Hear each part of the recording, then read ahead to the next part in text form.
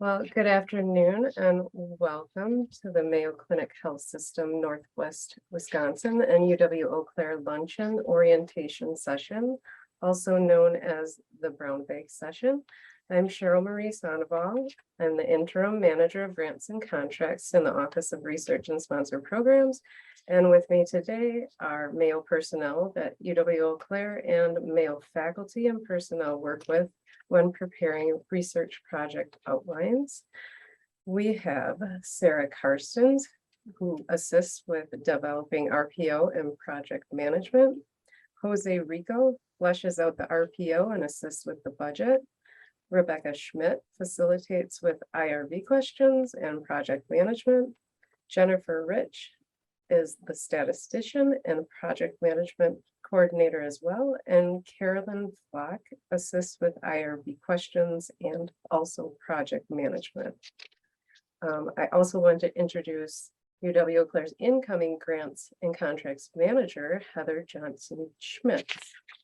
And with that, we will move forward with the agenda. Excellent. Well, good afternoon, everyone. My name is Sarah Carsons. I'm the operations manager that helps support this collaborative activity. Today, we'll be going over a few important areas of our collaborative activity. We'll start with looking at some history of kind of the roots of where the collaborative research activity began. We will then shift into sharing with you a little bit about our Research and Innovation Council. And then from there, we'll shift into looking into the research project outline, which you heard a little bit about that already, but looking at how that is a framework for a number of different study designs, including retrospective data review, prospective data studies, and then quality improvement projects. We'll additionally look at institutional review board and some of the logistics involved with IRBs, including how to navigate that between two organizations. From there, we will shift gears and look at statistical guidance, budget creation guidance, which is an important part of the process. And then finally conclude with a really important piece of our work, which is engaging students, and take a look at both Blue Gold Fellows and then Biomedical Innovator Program scholars in particular. So with that, we'll go to the next slide. Thank you. Starting with some of our roots, 2017, over 5 years ago, is where the collaboration really began. Mayo Clinic Health System and the University of Wisconsin-Eau Claire signed a master collaborative research agreement. And really the aims of that agreement was to allow UW-Eau Claire faculty, staff, and students to work directly with Mayo Clinic Health System scientists, physicians, nurses, and other clinicians on our team to solve really complicated projects. Really, the agreement was just the start that provided the foundation, and the 5 years since then have really coalesced around a tremendous amount of other collaborative activity. Some of you are familiar with the Workforce Development Grant through the Wisconsin Economic Development Corporation. Dr. Mike Carney, Dr. Carmen Manning were instrumental in that, along with leaders on the Mayo Clinic Health System side. We're also committed to working together with the UW-Eau Claire Science Building and having a collaborative presence there, stratifying a number of different clinical research areas. And then excitingly, I think much more to come soon, the organizations have committed to an extension of the collaborative agreement for a new 10-year agreement. And what's particularly exciting about the renewal of the agreement is that it moves beyond research, and it will be encompassing the other two shields of Mayo Clinic Health System, so the practice shield and the education shield. So just a tremendous amount of opportunity that will be there as well. So the 5 years have went quickly and have laid a phenomenal foundation for the future. And for all of that, we are grateful. Okay, next slide, please.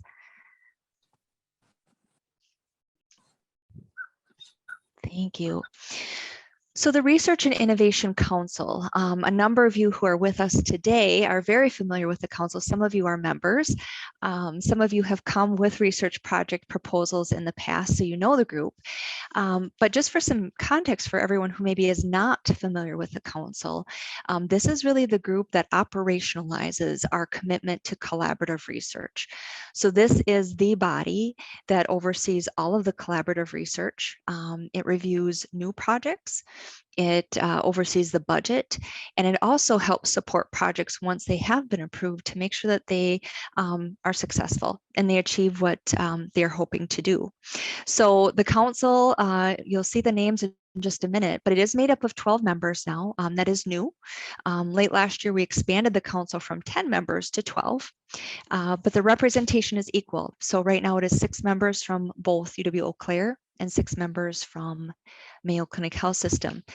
The group does meet monthly and really has the main mission of continuously improving healthcare outcomes for rural communities through purposeful research and innovation. And the vision of the group is to inspire student learners, university faculty, and medical professionals to solve the most impactful medical problems facing our communities. So I'll just say that one more time. The vision is to inspire student learners, university faculty, and medical professionals to solve the most impactful medical problems facing our communities. So that's the anchor, that's the heart of the charge at hand. So next slide. You'll see our membership, just phenomenal individuals from the organizations who are involved. On the University of Wisconsin-Eau Claire side, Dr. Mike Carney serves as a council co-chair. And you can see his title there. And we are so fortunate to have support from these additional 5 members from the university. Dr. Julie Anderson with biology and the Health Career Center. Dr. Carmen Manning with the College of Education and Human Sciences. Dr. Tim Vaughn with the College of Business. Erica Benson with the Office of Research and Sponsored Programs. And Sonia Myers with the College of Nursing and Health Sciences. On the Mayo Clinic Health System side, we are supported with Tim Nelson's leadership, who co-chairs the council with Mike Carney. Tim is the Director of Research and Innovation for Mayo Clinic Health System in Northwest Wisconsin. Additionally, the support from the other 5 members includes from Dr. Andy Kelvin with cardiology, Dr. Heidi Lindroth, a nurse scientist, Jim Mans, Joe Wildenberg, and then new to our council is Dr. Brody Martheler. So a phenomenal group of folks who are passionate about research, passionate about undergraduate student research, and incredibly passionate about growing this collaborative research activity. Of note, and certainly folks that you're hearing from today, the council is also supported on the backside from the research and innovation team at Mayo Clinic Health System, those of which you're hearing from today. So Becca Schmidt, Jose Rico, Jenny Rich, Carolyn Flock, but also on the UW-Eau Claire side, a phenomenal support provided from Cheryl, Mike Axelrod, and a number of other individuals who continue to bring all of this amazing work to life. So a small army, but very mighty. With that, I'll transition to the next slide and Jose Rico. Thank you. Thanks, Sarah. So I'll be talking about the research project outline. It is the essential document for us on the Research and Innovation Council. In designing your research project, we ask you to complete an RPO, and there are 2 components to the RPO that really are key to putting your research idea onto paper, manifest it into reality. And that's the research question. In this example, where I've used the delabeling project at University of Wisconsin-Eau Claire with Dr. Frodo as the example. So here was to demonstrate the utility of direct oral challenge with amoxicillin in young adults labeled as penicillin allergic, but deemed to be at low risk.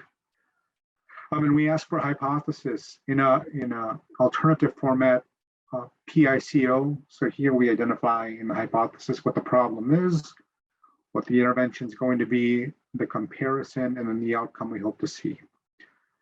In terms of the RPO, there are no deadlines. We accept RPOs on a rolling basis. We're no longer requiring quarterly submissions as is currently in the RPO. We'll be updating that very soon. The RPO as a document communicates to the collaborators, the study teams, the PIs, the problem that's identified, the hypothesis, and the methods that will be used in conducting the project. And it also conveys an overall budget ask that the project requires. But keep in mind, though, a lot of our projects, some of our projects require zero funds, but we still go through the research project outline format. The RPO structure is aligned with applications for external grant funding and provides an outline to help disseminate project results. The intent is for the RPO to guide the collaborators from project identification to dissemination of results, while providing enough details to the Research and Innovation Council to determine funding prioritization. Next slide, please.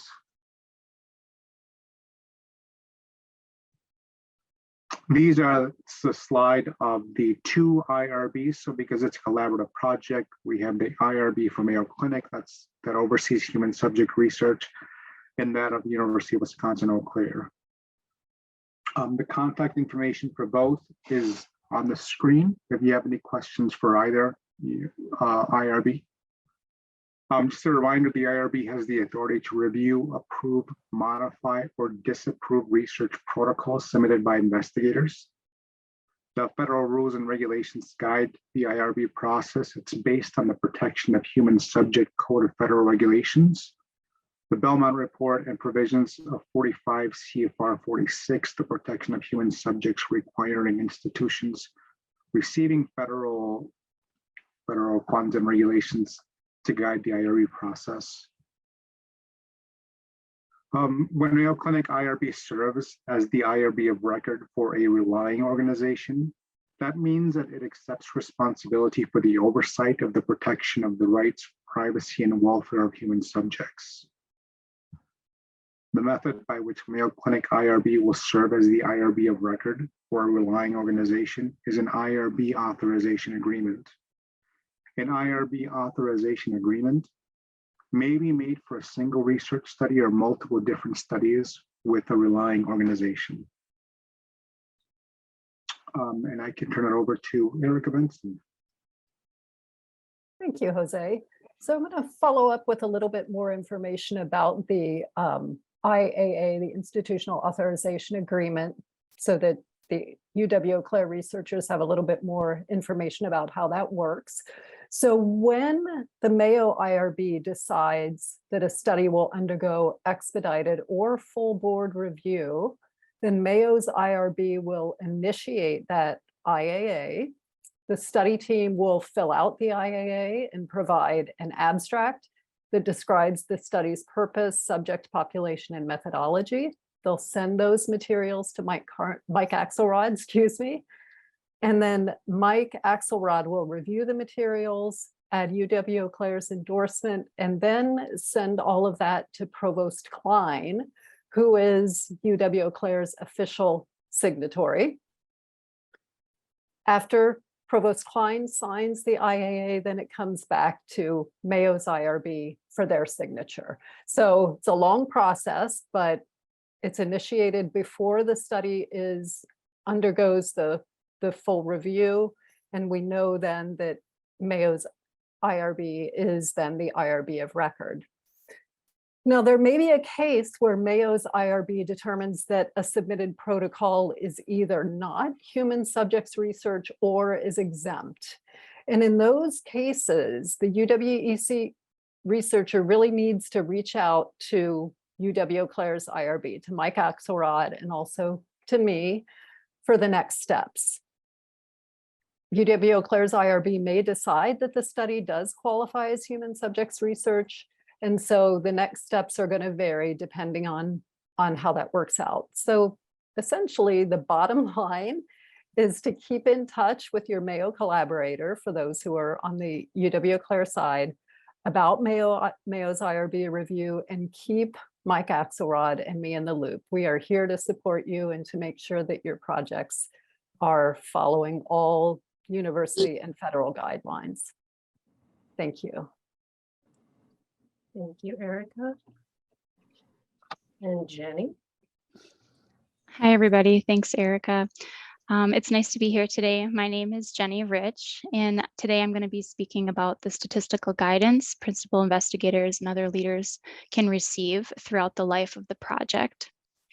And so our team really assists from everything from the design of the project to sample size calculation to figure generation and manuscript prep. Our team can help on various types of studies. So everything from a quality improvement project to retrospective data review or cross-sectional projects to clinical trials. And it is important to seek guidance early in the project to really help frame the study design. We want to frame the design based on the research question. And so communicating throughout the project ensures the research question can be answered. And a statistician is helpful to guide investigators in abstracting the correct data, or alternatively designing a survey such that we're capturing the right variables that will help answer that research question. We're working on several projects where either the principal investigator or the co-principal investigator actually serves as the lead statistician, and or students are involved in many areas of the data or many data components of the project, which we'll discuss a little bit later on throughout the slideshow here. We do find these projects very successful, and we highly encourage this type of involvement between PIs and student engagement. Next slide, please. Thank you, Jenny. So everyone's favorite topic is budget creation. When budgeting for a project, you want the budget to fit the scope of work and not the other way around. And that is, you need to visualize your project coming to fruition and then consider what will be needed to execute the scope of work. I'm sorry? Oh. A couple of questions you may ask yourself. How many students will be performing research with you and your collaborator? Will students be working during the academic year and summer? Will you be requesting salary for your effort? What materials and supplies will you need? And in what year you will need these supplies? Will a person be involved that isn't employed by UWEC or Mayo? And as I said before, which year do you anticipate needing the funding? And we asked this question because Mayo and UW-Eau Claire use different fiscal years. And Mayo uses the calendar year, January through December, and UW-Eau Claire uses the academic year, July through June. So let's say your project is budgeted for June 2022 through May 2023 and involves students. Using the Mayo budget template in year one, as you'll see on the next slide, you would budget for 7 months student wages and fringe benefits. And in year two, you would budget for 5 months student wages and fringe. Direct costs are costs that are associated directly with the project. So salary, wages, fringe benefits, material supplies, and travel. And indirect costs are costs that you cannot directly associate with the project, but they are needed to keep the electricity and power running in the buildings and the lights on. UWEC's indirect cost rate is 41% of salaries, wages, and fringe benefits. So as you can see, there's quite a bit of information that goes into building a budget. So reaching out to Heather and Jose as soon as you have the scope of work determined may benefit in expediting the application process. Now we'll move along to Becca. Yeah, I wanted to include, it's kind of hard to read, but kind of an example budget, because we send out this budget template and it's a very intimidating looking document. So this is an example of a completed budget from one of our studies. As you can see, this is all encompassing of what will be included within the study. You know, if we've noticed time to time people forget little things, like you wrote in your protocol that you were going to administer a survey, so we have to include the licensing for that survey. If you are going to give patients the survey on an iPad, you need to budget the iPad within that as well. So just keeping those kind of extra things in mind, including participant incentives, keeping that on your budget. You also need, like Cheryl had said, study staff salary, including PIs, students that you're looking to pay. If you're utilizing any clinical research coordinators, you can break your budget down into multiple years. Like we said, Mayo and UW-Eau Claire use different study years, but we encourage you to think through all aspects of the study and what supplies you'll be using when crafting your budget. Like we said, Jose can help with that. I can help with that. Just kind of try to keep all encompassing of what you're going to utilize to execute your study.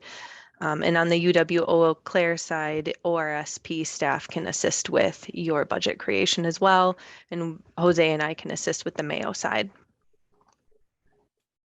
So next slide.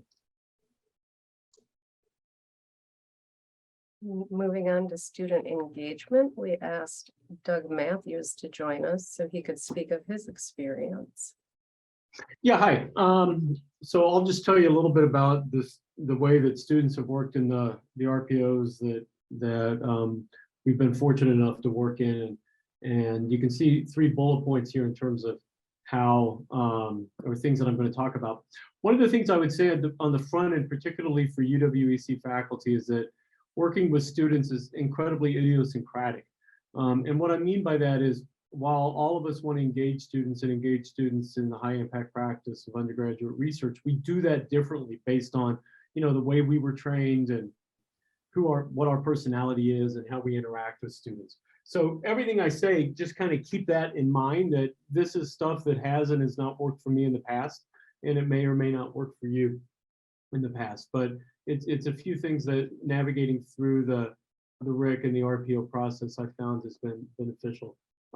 The lab uses and employs students really in 3 different ways. And part of it is, how do you go about getting those? And on the agenda that was shown at the beginning, one of the classes is Blue Gold Fellows, another is the Biomedical Innovator, and then third is students that just work in the laboratory that you find in other particular ways. So how do I go about recruiting those students is really a slightly different. One of them, Carolyn Schultz, was a high school student at Augusta. I developed a kind of a collaboration with the individual that teaches AP Psych there. So once a year I go out and do a neuroscience presentation, and we dissect brains at Augusta High School. And she was in that class, so we got talking about it, and she was thinking about coming to Eau Claire. So when she was trying to decide, I told her, if she does end up coming here, please come over to my lab and we can talk about working in the lab. And she ended up coming here primarily to run. She's an All-American cross-country and track runner, but also wants to go to medical school, and ended up coming and talking to me last year. So she's been in the lab for a little bit over a year. And that was an individual that I played a role in recruiting and directly into the lab. For the Biomedical Innovator Scholars, the first thing I would say is they're great, they're smart, they are hardworking, by and large, very type A students, driven. And recruiting and interacting with them on the front end has occurred in a couple of different ways. One has been participating kind of at open forums about what my research is to students that are visiting Eau Claire with the admissions department. I like those. Those are fun. Jillian Rothman, who's been in the lab going into her 3rd year now, attended one of those just to kind of see what UWEC was like. I met her and her parents. We got along well. I sat down and had lunch with them in the Delaney and talked a lot about Eau Claire and working in the lab and what that looks like. And she ended up coming here on a Bioinnovator Scholarship and has been in the lab now for a couple of years. So that was a direct kind of recruitment of people that were of a student that was interested in that program. More recently, students opt into it when they fill out scholarships for the university, and then it becomes almost kind of this academic dating game thing. They read synopsis of the research projects and rank them on a scale of 1 to 3 based on how interested they are in those. Off of that, Julie Anderson generates a list that seems to be students that would be interested in working in your laboratory, and then you get to read essays that they've written, and you can look at their educational record to a degree and try and find that match, and then you rank them. in terms of your level of interest in mentoring that student. And Julie and Mike Carney and a variety of other people work to match those up. I've had 6 biomedical innovator students, and it's really been a lot of fun. Not all 6 of them have stayed in the lab. One of them, after a year, decided that she'd rather do more molecular bind and grind stuff, and she went to Dr. Walsh's lab. Another one is majoring in communication sciences disorders, and she stayed with me for a couple of years, Quinn Peter-Soka. And then I worked to get her introduced to some faculty over in CSD so she could get into a CSD lab, which will augment her career development over the years. The other 4 are still in the lab. And they're broad spectrum. One wants to go to med school, one wants to be a nurse, one wants to be a physician's assistant, and the newest one wants to be a clinical psychologist. You know, so it's pretty broad, and you kind of, I work by just talking with them, seeing what they're interested in, and try and slot them into a project that I think will further their career goals. With me, they collect a tremendous amount of data. They help with analysis of the data. When we go to national scientific conferences, they present it, typically in poster format. And when we take it to publication, they help me primarily with the writing. They'll write small drafts of the methods section that's a little bit more straightforward. And they'll help me edit my writing because I'm an incredibly bad writer. And then they help me put together the figures and the references and the table of contents and that kind of stuff. And off of that, they end up earning authorship with it. So, and then when we go out and we present to various organizations, whether they be local or external, they do all those presentations. For them, I think it's been fantastic. You know, they graduate, being on these projects, they graduate from Eau Claire, and they are, you know, everybody that wants to go to professional school is smart, and they've done really good stuff. But here the students have projects that they have run. We all know this, having worked here. And but they're intimately involved in the RPO. They can explain the RPO. They know the studies, they know the data.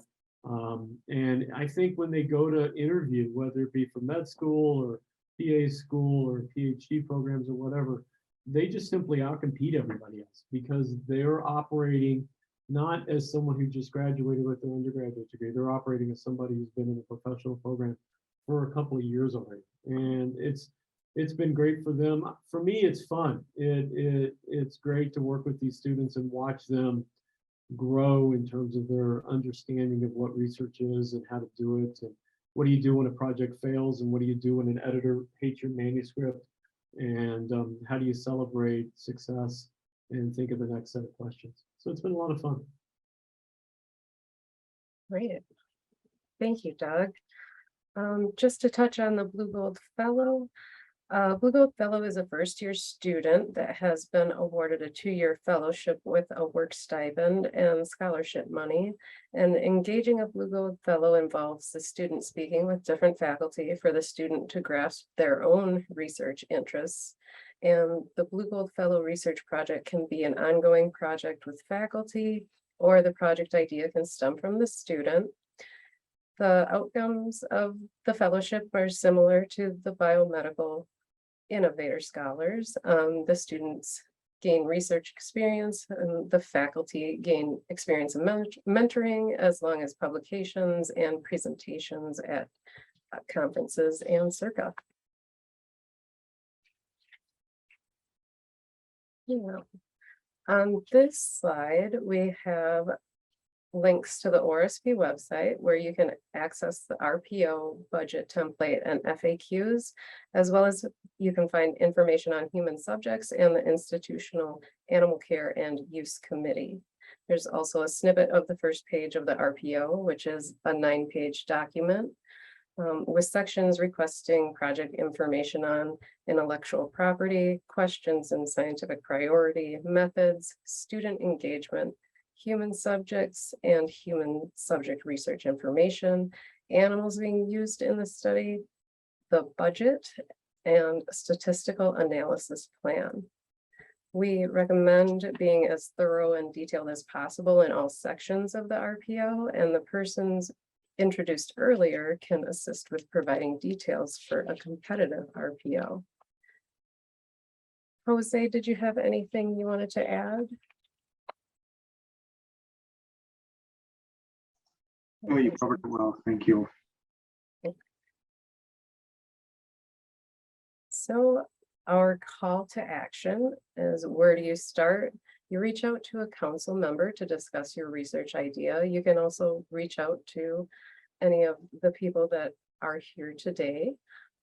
If you have any questions on how to get started, who to connect with, you can contact Jose Rico, Jennifer Rich, Heather Johnson Schmitz, or Erica Benson. And we will open it up for questions from anyone.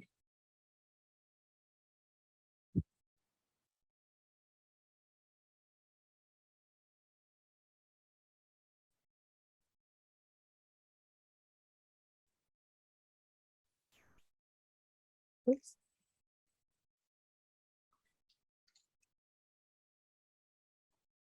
Nothing in the chat. If we don't have any questions, we can move forward, I guess. Sarah, would you like to add anything? You know, not specifically, I think hopefully this was a nice overview for folks, especially if you're new to the process. But, we really like to offer, the RPO is certainly an important starting point, and the hard work with drafting a really solid RPO with that great detailed budget that Becca referenced is really, really important. And we like to put a lot of emphasis on getting it right then and there, because it just makes everything afterwards go so much smoother. So, I think sometimes PIs are a little bit taken aback by maybe some of the time that goes into that step. But just with these first 5 years out of the gates with this work, we realize the hard work there really does pay off with smoother downstream effects. And really offering to, once that RPO is approved in the budget, really just acknowledging to the council wants to be an ongoing resource. So if PIs run into a challenge, they certainly can work with Jose and Becca and Jenny and myself, but would also offer that, council members are an incredible resource as well. So we stay connected with biannual reports. So once something's approved, we bring those PIs back every 6 months for updates. It's meant to be relatively informal. And then the projects, when they do reach that point of conclusion, are invited back to the council to provide a final report. And that's where we look to dissemination. And I think maybe one of the more exciting parts of the process is, what are we going to do with this research? How are we going to use it to affect change? Whether it's certain care delivery processes, contributing to the scientific knowledge. And that's, again, where the council can be a resource to help people maybe identify opportunities. Circa was referenced, but there's others as well, of course. So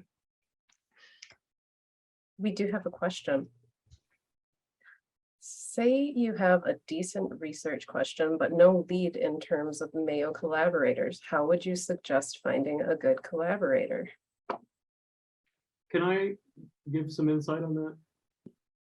course. Yeah, so Nick, that's a great question, and it's hard to think through, because unless you want to sit there and scroll through the list of people that work at Mayo and try and come up with an idea of who might be good, it's really just hard to know how to get started. So the times that I've written on this project, I think I've had one sit down with Sarah, and then a couple of different phone conversations and Zoom conversations where we've talked a little bit about the idea. And 3 or 4 days later, she came back to me with a list of Mayo people that might be interested in it. And that was, that literally saved weeks of work. Just in terms of, these are some individuals that are here in Eau Claire that have similar interests in what you're talking about. It might work out. And then it was just contacting them and setting up kind of a chance just to get together and talk.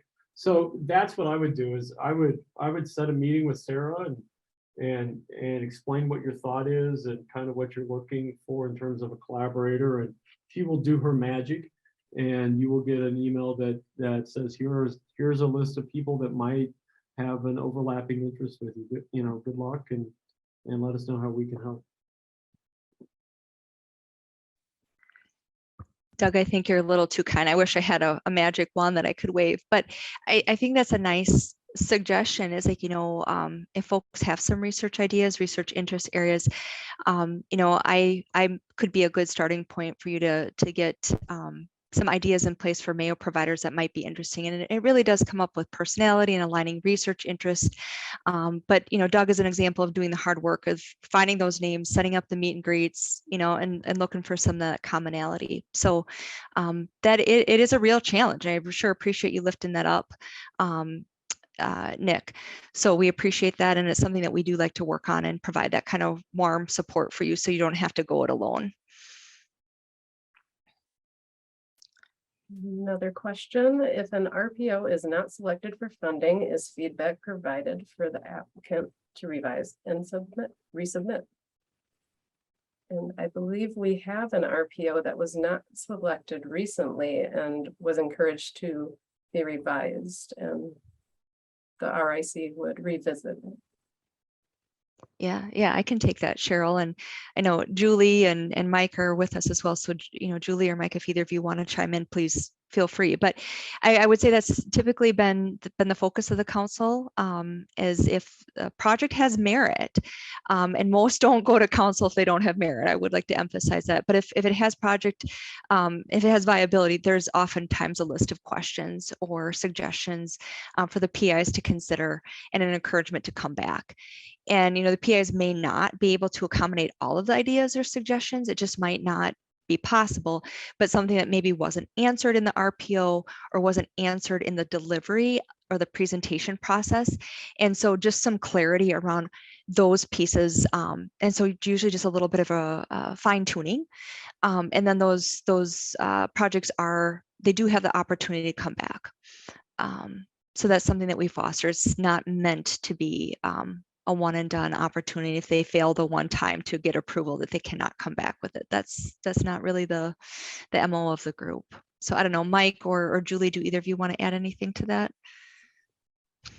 I would add something you alluded to in your comment was that the PI will submit the RPO, but they'll also be invited to present their case sort of orally to the committee in a few minutes, not the gory details, but give it a high level overview of what the study is intended to address and what the outcomes are hoped to be.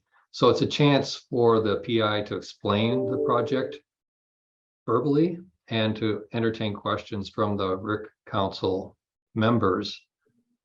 And that's where it often leads to suggestions about maybe narrowing the scope of the study or maybe broadening the scope of the study based on the expertise of the council members. So we have not had many that have been gone to the revise and resubmit category, but there have been many cases where the suggestions from the council members were incorporated into the study. Even though we approved it, we said, you might want to think about this or that, and the PIs incorporated that feedback. Well, and I just want to add, sometimes the feedback is budget related too, right? Do you need this for that? Do you really need this? Did you think about that? So, I mean, that's some of the feedback also.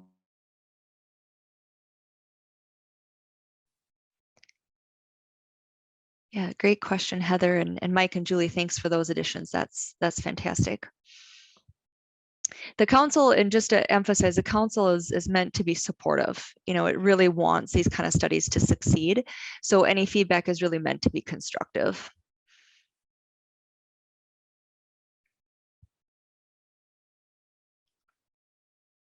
Do we have any more questions?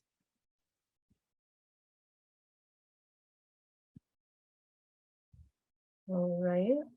Well, if not, then I guess we'll let you all go for the day. And thank you for attending. We appreciate your time. Thanks, Cheryl. Thank you so Thank you, much, Cheryl. everybody. Thanks, Thank everyone. you. Thank you, everyone.